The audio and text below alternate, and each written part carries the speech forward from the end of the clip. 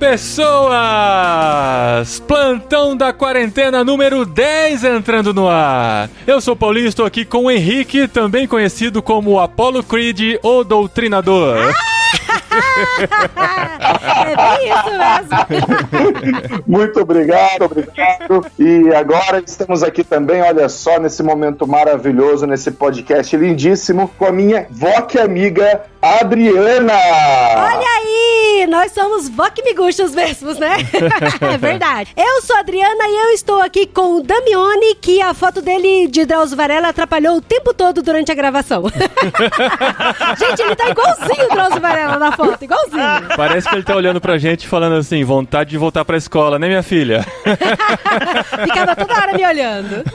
E é claro, todos nós estamos aqui agora, graças a, infelizmente, essa situação tão difícil, 2 vezes por semana com o nosso professor Paulinho de Gaspari. Aê! Olha só, esse é o plantão da quarentena pra gente falar sobre educação, como um apêndice do episódio dessa semana do podcast Irmãos.com. A gente continua aqui com o Damione e o Henrique, e nesse episódio a gente vai falar sobre os desafios do ensino neste momento da quarentena. EAD, homeschooling. Em meia horinha, que o episódio é mais curto, a gente vai tentar conversar um pouquinho sobre isso, pra gente entender um pouco mais o momento que a gente tá vivendo. A gente sempre fala, este é um registro pra posteridade, para as pessoas lá do futuro abrirem essa cápsula do tempo e entenderem o que vivemos em 2020. Temos aqui o registro dentro do podcast Irmãos.com e a gente vai falar um pouquinho mais sobre educação aqui no nosso podcast.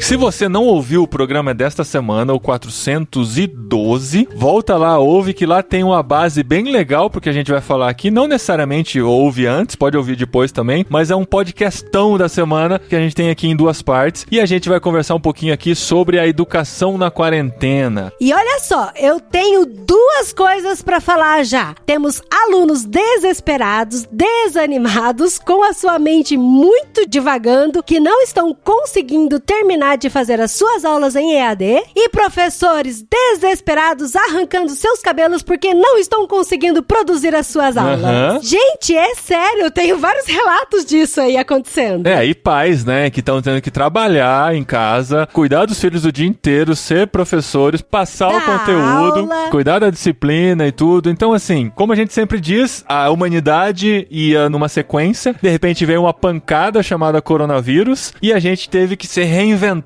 da noite pro dia, e a gente ainda está se reinventando, estamos no meio do processo, pouco mais de 2 meses de quarentena e confinamento. Penso tipo no Titanic, sabe? Que tá todo mundo tranquilo e tal, e aí de repente vê o iceberg e o iceberg derruba tudo. E os professores estão tendo que se reinventar. Como é que vocês estão vendo esse momento especial da história da humanidade, principalmente na área da educação? Nesse Titanic tem gente se afogando também, viu? Porque, olha, não tá fácil. Tem gente que conseguiu espaço no bote, tem gente que tá agarrado numa madeira torcendo o ponto não afogar ele.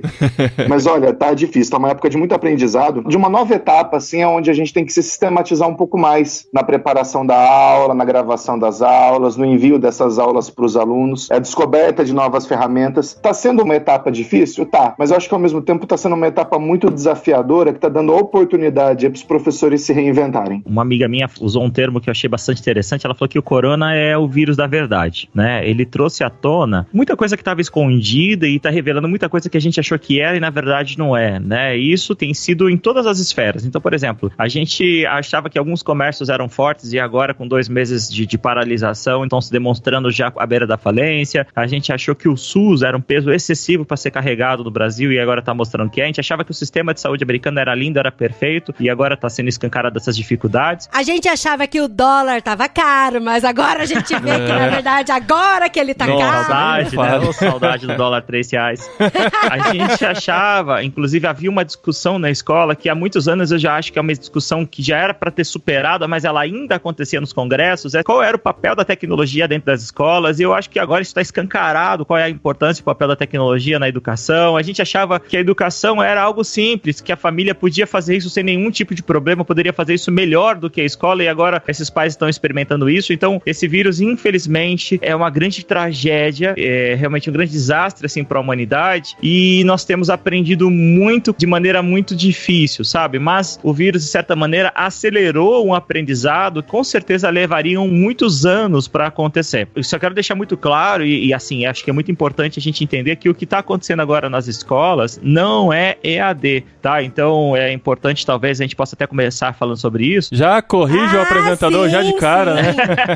É o uso de ferramentas digitais, não é? É. Tanto que a gente acabou de fazer um material pela MTB ajudando os centros missiológicos que dão aula a utilizar as ferramentas digitais. Não é EAD, não pode falar EAD. Muito bom. Por que a gente não tá falando que isso que tá acontecendo é o EAD? Porque o EAD é uma ciência, é algo que não é novo, não surgiu na pandemia, já acontece há muito tempo. O ensino à distância, ele já acontece. Telecurso 2000 era EAD, galera. Não mediado por tecnologia, né? Mas quando você recebia aqueles livrões em casa pelo correio, isso já era EAD. E o Instituto Universal Brasileiro era EAD também, olha aí. Pois é, EAD, ou seja, EAD não é novo, o EAD ele antecede ainda a criação da internet. Quando nós falamos de EAD, nós estamos partindo de alguns princípios e pressupostos de qualidade e de metodologias. Então o EAD, ele é estruturado, ele é planejado para que seja garantido, por exemplo, uma coisa super básica no EAD é o acesso universalizado àquilo que está sendo disposto e algo que é impossível de garantir agora para as escolas, para todos os indivíduos. Impossível não, mas muito difícil. Ou seja, o que está acontecendo agora vem sendo chamado de ensino remoto ou ensino remoto emergencial, ensino emergencial, teleaulas. Tem vários nomes que estão surgindo. A gente vai ver com o tempo qual é o nome que vai pegar para definir isso que está acontecendo agora. Vai ser o Corona Aula. Pois é.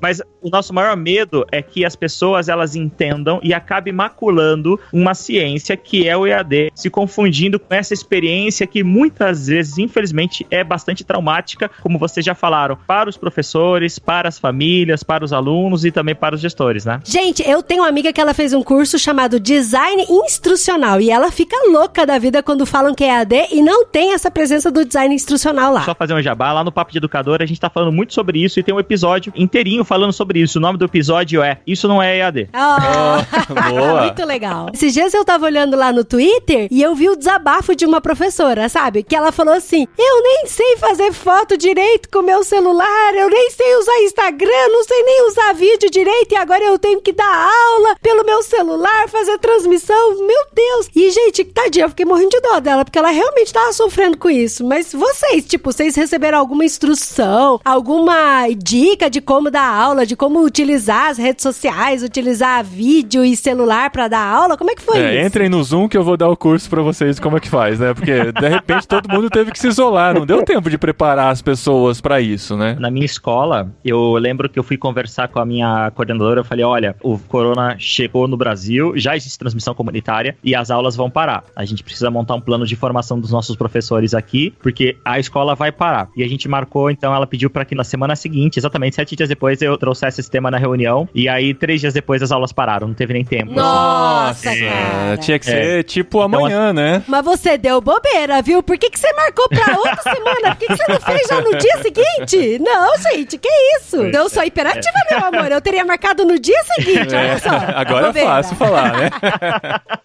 Eu sou a pessoa que dá a formação para os professores, né? Eu trabalho com formação de professores. Nesses últimos 2 meses, eu dei formação para mais de 2.000 professores. Uau! Sempre no regime remoto. E tem sido, assim, extremamente cansativo, extremamente extenuante. Começando de manhã, ranger de dentes. Muito, de verdade. Não, gente, é verdade. Tem muito choro mesmo. Tem muito professor chorando, porque, meu Deus. Mas por quê? Porque não consegue fazer ou por causa da situação toda? Porque você, meu amor, tem habilidade para mexer com essas ferramentas, mas nem todo mundo tem. Vou dar um exemplo. Eu posso até retomar as pessoas que já ouviram o nosso primeiro episódio, que a gente gravou junto. Os professores, primeiro, eles amam o que eles fazem e eles sabem da importância que eles têm na vida dos alunos. E quando você se vê em uma situação onde você não consegue atingir aquele teu objetivo de maneira que você, professor, se sinta satisfeito, ou então você entenda que, como professor, é minimamente aceitável, isso causa um grande sentimento de frustração. Somada ao sentimento de frustração, a gente não pode esquecer que os professores também são pais, exatamente aquilo que os pais dos alunos estão passando em casa, de ter que ajudar o aluno a ligar o computador, ou ter que fazer a lição de casa, o professor ele acumula essa função e também acumula esse estresse que a pandemia tem gerado nas pessoas, esse estresse, esse medo, essa insegurança. Os professores, por exemplo, da rede privada estão aí temendo ter os seus trabalhos sendo tomados, né? Ou seja, seu salário diminuindo. Então, isso causa realmente um grande sentimento. E você que não é professor, mas você é pai que está ouvindo, seja gentil com o professor do seu aluno, sabe? Fale uma palavra de apoio pro professor. Essa é uma hora, gente, que estão todos fragilizados. E a classe dos professores não é diferente disso. E Henricão, como que você tá dando aula aí? Então, a minha escola, ela é uma escola muito boa, tá? Não vou dizer qual que é, porque não vou fazer jabá. É uma escola muito boa, né? Aqui em Boituva, e é uma escola que tem dado uma ótima estrutura. Os nossos coordenadores, eles já estavam prevendo isso, e daí eles tiveram algumas das atitudes, assim, mais sábias que eu vi. Assim que começou o isolamento, eles disseram, olha, vamos antecipar 15 dias de férias. Nesses 15 dias de férias, eles foram se modelando, eles foram se preparando, e quando nós voltamos, os alunos, eles não voltaram com a gente. Então, quando nós voltamos depois desses 15 dias, nós tivemos capacitação, então nós estamos usando basicamente as ferramentas do pacote Google, né, como muitas escolas aí têm feito, que é o Meet, o Hangouts. Google Sala de Aula. E tem dado bastante resultado. E daí a gente foi tentando, porque mesmo dentro disso, você tem modelos para você dar essa aula. Então não adianta você chegar, sentar em frente à câmera e ficar falando por 50 minutos. Até porque uma aula desse tipo, ela rende muito mais do que uma aula presencial. Então chega uma hora que você vai simplesmente esgotar, porque você não tem pergunta, você não tem questionamento, os alunos não tem interação, não existe interação. Não tem bagunça, né? Não tem que mandar aluno pra diretoria. Exatamente. E, gente, e por que esse fascínio dos professores em tirar aluno da sala de aula, mandar pra diretoria? Que coisa irritante. Tá falando em causa própria, né, Dri? Eu acho que em 4 anos, acho que eu mandei 2. E eles nunca vão esquecer. Eu nunca vou ter nem isso.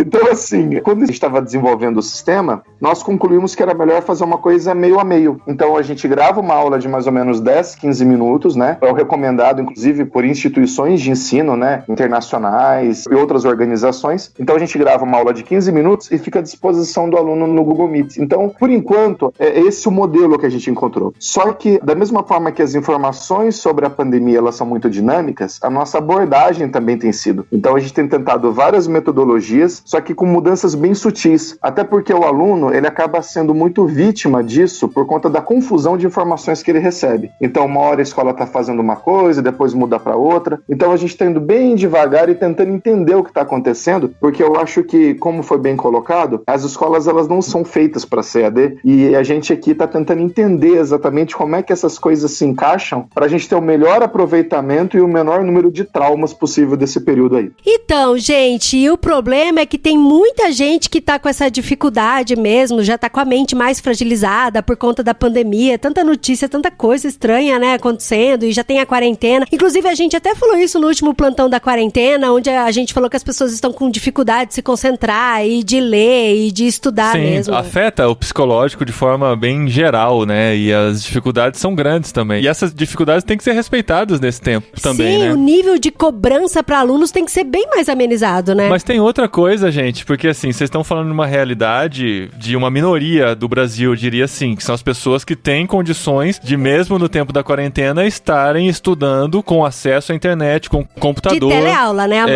Então, a gente tem amigos que têm 4 filhos e os 4 estudam numa escola particular e os 4 estão tendo aula e os 4 estão tendo que revezar o computador e tal, mas estão tendo aula. Mas a maioria do país não está conseguindo ter aula, alguns estão conseguindo fazer como nós, de acessar esse conteúdo. Sim, e a prefeitura liberou pra gente rotinas educacionais para as crianças. E aí, dentro dessa rotina, contempla vídeos, contemplam dicas, contemplam muita leitura, muitos textos e curiosidades e tal. Mas, por exemplo, o que eles iriam aprender mesmo nesse ano com relação a coisas práticas e didáticas de história, geografia e matemática, elas não estão tendo nessa rotina. Até porque os professores não podem deixar isso nas mãos dos pais, porque os pais não são educadores nesse sentido de didática, sabe? E e os pais não foram preparados para dar esse tipo de aula. Não é todo pai que consegue dar aula de fração, de história, de geografia. Então aí elas deixaram bastante vídeos e textos. Então, e mesmo assim, mesmo dentro de uma realidade como Vinhedo, tem alguns pais que não têm condições de ter acesso à internet para que os filhos continuem tendo pelo menos uma parte desse conteúdo e nem têm condições de passar qualquer coisa para os filhos porque não tem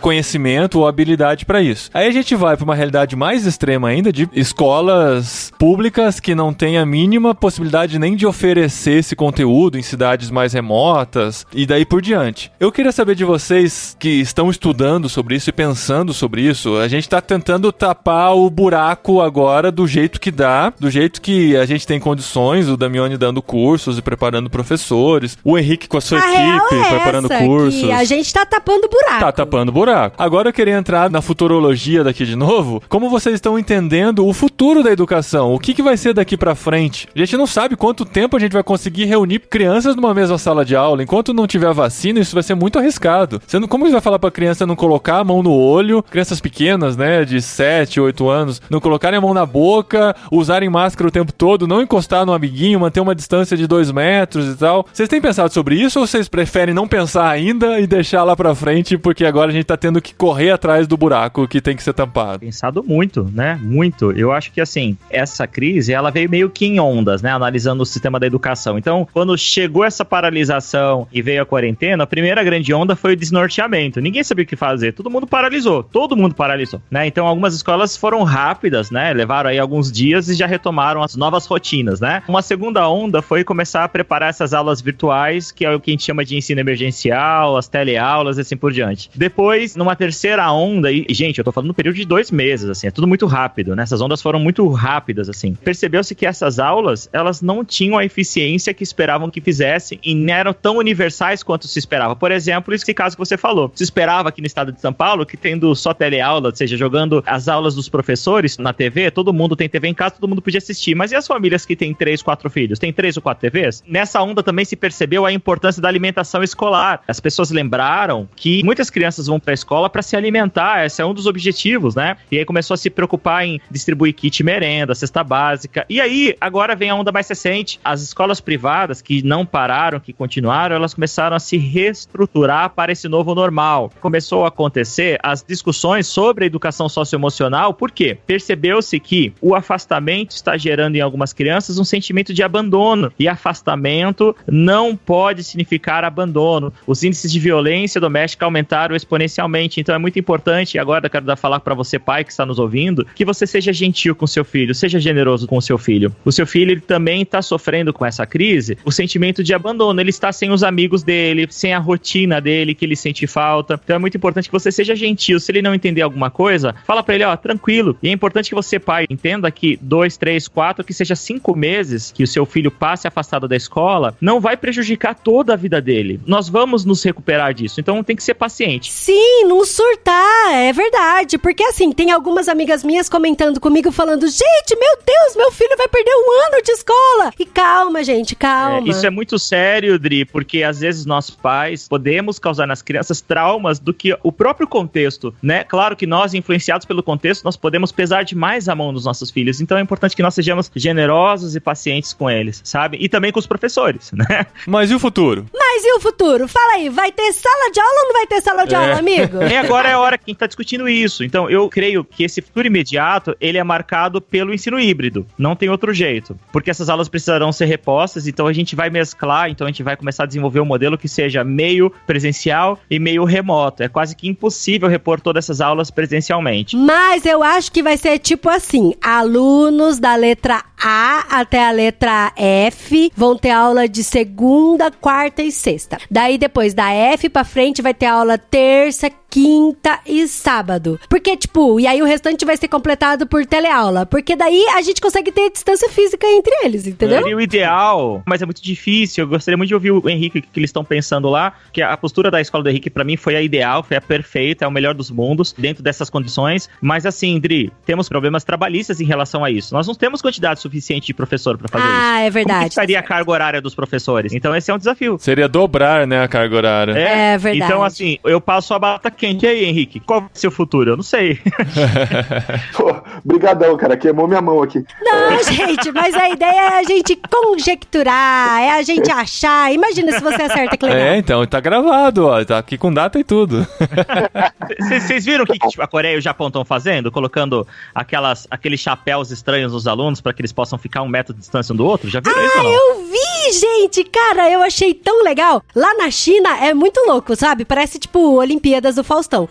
Chega a mãe, aí ela deixa a criança na porta da escola. Aí a criança afunda os pés numa água, sei lá, tipo uma água sanitária e deixa o sapato lá. Daí ela pula, depois ela pega e entra numa máquina onde espirra ar com álcool, sei lá o que é. Ela vai girando dentro assim pra ela se descontaminar. Lavar rápido de criança, né? É, bem isso. Daí a hora que ela chega lá na ponta, ela troca quase toda a roupa, coloca um jaleco por cima, assim, um chapéu meio estranho. Daí ela já sai, tipo, descontaminada pra ter a aula dela. Então, mas aí, pensando na saúde, tecnicamente, se a criança estiver contaminada já e não demonstrando os sintomas, a maioria das crianças é assintomática, ela vai espirrar e pode ter se lavado inteirinha, assim, até de dentro pra fora. E ela vai transmitir a doença. Não tem como. Mas calma, fizeram o teste lá. Mas como assim? Da temperatura? Não, do coronavírus. Todo dia, com todas as crianças. Essa é a minha conjectura. Então, assim, eu acho uma coisa importante pra gente observar, assim como foi bem colocado que foram camadas, né, de problemas, eu acho que as soluções, elas também virão em camadas. Então, a primeira coisa que eu acho que vai mudar, com certeza, é o que se entende por avaliação. Porque durante muito tempo se bateu na ideia de que a avaliação é prova. E daí você tinha formações, onde não, porque a avaliação é um processo continuado. Só que as escolas, elas sempre acabavam indo no tradicional. Toda vez que eu entrava numa escola e o pessoal falava assim, a nossa escola é diferente, é porque em vez de usar caderneta de papel, usava dinheiro eletrônico, mas fora isso não mudava mais nada.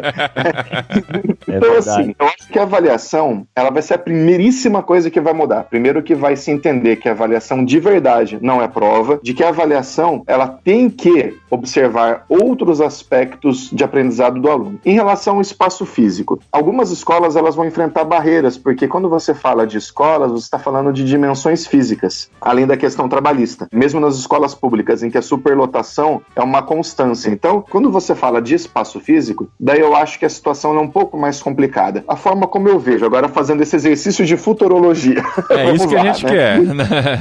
Eu acho que vai ser dado muito mais valor para as aulas de ciências e principalmente no que tange a voltar um pouco atrás nos hábitos mínimos de higiene. Eu acho que vai abandonar um pouco o discurso de detalhes muito profundos sobre algumas matérias e a gente vai dar um passinho para trás, porque esse passinho para trás é o que vai permitir para a gente dar uns passinhos para frente. As escolas, elas têm um documento, todas elas têm um documento, o Estatuto Regimento Escolar, né, onde diz não apenas as regras, né, as normas técnicas da escola, mas também tem lá a questão de como é feita a avaliação. Esses documentos serão mudados para contemplar outros meios de ensino. Então, todas as escolas, mesmo na gênese, já vão ter agora uma previsão para o que antes era imprevisível. Então, eu imagino que as aulas de educação física, elas terão um desafio muito grande aí para frente, muito mais do que a gente que está em sala de aula, porque a educação física, ela exige muitas vezes contato entre os alunos. Mas os alunos, eles ficam distantes. Mas se o cara vai jogar um futebol, aí ele faz uma dividida, né? Os alunos, eles vão tomar água juntos, eles usam o mesmo bebedouro, né? Então, tudo isso, eu acho que vai ser passado por uma mudança profunda, mas eu não acho que isso será tão rápido, porque a educação, infelizmente, ela demora um pouco para aprender consigo mesma. Então eu acho que a gente vai voltar ainda em grande parte como nós estávamos. Só que no mais interno, que é a forma de se ensinar, que é a forma de avaliação, eu acho que isso já está mudado assim permanentemente. Eu acho que vai ser um tal de volta às aulas, vai quarentena de novo. Volta às aulas, volta quarentena. É, a quarentena intermitente que estão falando. Até que haja uma vacina vai ser, né? Com certeza. É, vai ter que ser pensado de uma forma que o risco do crescimento da pandemia aconteça novamente. Então, tem que ser pensado muito com estudiosos, com cientistas, virologistas e educadores esse processo de retomada, né? Você sabe que o Henrique foi muito feliz ao falar da avaliação, porque muitos paradigmas estão sendo quebrados agora. Estão percebendo que algumas verdades, elas não eram bem verdades. Então, acho que vai se valorizar muito mais agora a avaliação como meio de aprendizagem. Ou seja, nós vamos mudar de avaliação da aprendizagem para avaliação para a aprendizagem, que é o que sempre deveria ter sido sido feita, ou seja, a avaliação, ela não é um termômetro da aprendizagem, ela é um instrumento para a aprendizagem. Outra coisa é que a sala de aula, com certeza, o ambiente físico das salas, pelo menos das novas escolas, será mais bem ventilado. E uma coisa que influencia muito na educação é o ambiente físico de aprendizagem. A gente fala muito sobre metodologias, livros, materiais, mas a gente esquece que o ambiente físico influencia diretamente no processo de aprendizagem do aluno. Então a gente vai ter essa preocupação maior. Outra coisa é a preocupação não mais só com a presença, mas com o engajamento, porque quando a gente sai do meio físico, não faz muito mais sentido no virtual se preocupar com a presença, porque as atividades elas podem ser síncronas ou assíncronas, ou seja, todo mundo pode estar junto fazendo uma coisa ou pode estar em momentos separados, certo? É uma escolha pedagógica. Então, vai começar a se valorizar algo que também deveria estar mais valorizado no presencial, que é o engajamento. A gente sabe que estar presente não significa nada. Os alunos estão lá sentados na carteira boiando, não prestando atenção em nada, né? Então, eu acho só que com o virtual, isso não dá para passar batido. Então, a gente vai começar a mudar esses paradigmas, a questão do tempo. Então, muita coisa vai mudar, né? Eu tenho certeza que não vai ser o mesmo. A escola, ela, historicamente, tem sido resistente em muitos aspectos, mas agora a gente está sendo tratorada, né? Muito daquilo que a gente achava que era verdade, a gente está se mostrando que não é tão verdade assim. E o homeschooling?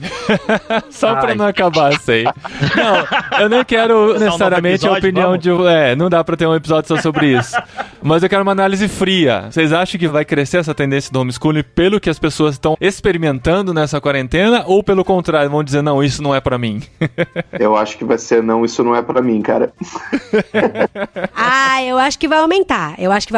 Então, eu também acho que vai aumentar, porque as pessoas, assim, tem gente que tá pegando o asco de dar aula dentro de casa e tem gente que paga uma mensalidade cara numa escola e tá percebendo que consegue dar aula dentro de casa e economizar esse valor, né? Então pode ter os dois mundos. E também não vai ser uma adaptação do físico pro digital, vai ser conteúdo próprio pro digital. Aí né? sim, vai ser o homeschooling de fato, né? Mas enfim, façam suas apostas. No fim do ano que vem, a gente volta aqui pra dizer se o homeschooling aumentou ou não no Brasil, ou antes disso, se foi aprovado ou não. Mas, gente, como a gente tem mais ouvintes que são alunos do que professores, eu gostaria de pedir para que vocês dessem dicas práticas e rápidas de como que eles podem melhorar o aprendizado que eles estão tendo e como que eles podem se organizar melhor nessa época de pandemia. Dica 1, se organize, né? É muito importante que você tenha uma mínima rotina, né? Que você reserve um tempo do seu dia, um espaço na sua casa para você executar suas atividades. Nada de fazer atividade manhã, tarde, noite, nada de fazer de segunda a segunda, né? Crie uma lista de tarefas para ser feitas durante o dia. Isso vai ajudar a diminuir a sua ansiedade, porque provavelmente seu professor vai jogar um monte de atividade para você e você vai ficar muito angustiado porque você não vai dar conta. Então, crie metas que sejam realistas e, sobretudo, seja generoso com você e com as pessoas que estão ao seu redor. Sim, não se cobre.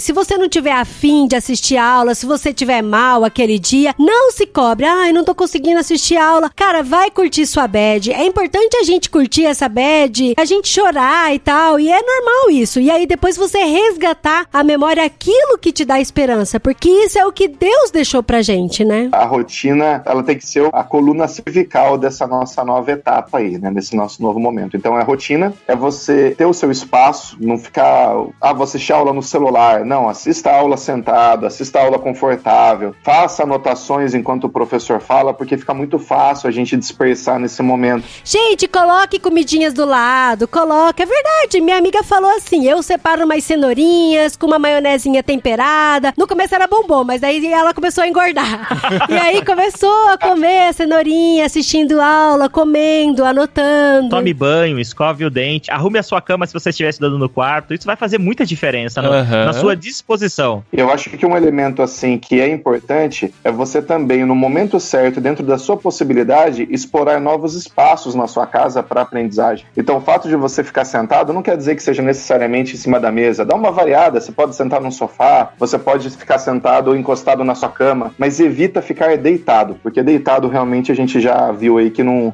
traz bons frutos, não. E, gente, se a aula estiver muito chata, liga o Netflix ali do lado, no celular, assiste uma sériezinha curta. Olha só, o Brooklyn Nine-Nine só tem 20 minutos, o professor não vai nem reparar, você deu risada, logo acabou. Corta isso, Paulinho, corta isso. Adoro, os professores me adoram, viu? Adri conseguiu fazer inimizade com aluno, pais e professores no mesmo programa.